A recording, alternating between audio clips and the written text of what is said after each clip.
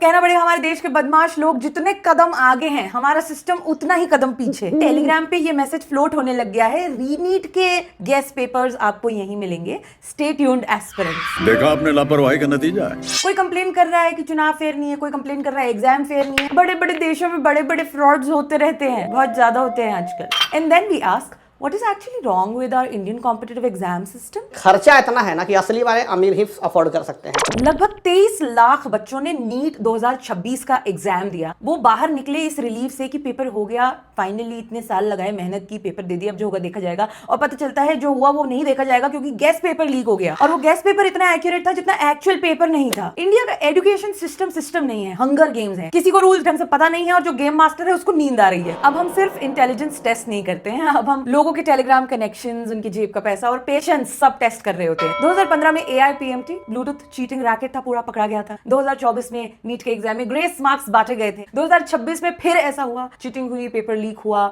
लाखों बच्चों को पेपर दोबारा देना पड़ेगा। When the margin for error is 0, तो एक ग्रेस मार्क, एक डिले, एक सर्वर कनेक्ट नहीं हुआ, लोगों की जिंदगी और उनके करियर को अफेक्ट कर सकता है। बट कोई बोल नहीं रहे। कोई क्यों बोलेगा? क्योंकि जेनजी ने जिनको हीरो बना रखा था वो तो अभी अपनी पार्टी बदलने में बिजी हैं। मुझे पढ़ेगा नहीं पड़ता। इतनी एजेंसी, इतनी कमिटी, इतने सिस्टम, एंटीवायरस तैयार है चीटिंग का हमारे पास, लेकिन फिर भी हम विंडोज 95 के मॉडल पे चल रहे हैं। और तालियां तो उन पेरेंट्स के लिए होनी चाहिए जो 40 लाख रुपए देकर गेस्ट पेपर खरीद रहे हैं अपने बच्चों को चीटिंग कराने के लिए। उनके लिए, क्योंकि ये चीटिंग है ही नहीं, मेडिकल सीट की सब्सक्रिप्शन फीस है। डर मुझे इस बात का है कि अगर ये पकड़ा नहीं जाता, ये बच्चे पेपर दे देते या रीटेस्ट नहीं होता, तो ये टीपने वाले बच्चे आगे जाके डॉक्टर बन रहे होते, मेरी सर्जरी कर रहे होते और मुझे पता भी नहीं होता। पहला देश होगा हमारा जिसमें परीक्षा पर खर्चा और चर्चा दोनों बढ़ चढ़ के होता है, लेकिन फिर भी इतने बड़े स्तर पर गड़बड़ हो जाती है। हमारे पेरेंट्स की जनरेशन को बताया जाता था if you work hard you will get इन। हमारी जनरेशन को बताया जाता है if you work hard you give the paper, OMR swap नहीं हुए, सर्वर डाउन नहीं हुए, पेपर लीक नहीं हुए, then you will get in. So welcome to the Indian competitive exam system. Not just a system but a recurring comedy. आप hero हैं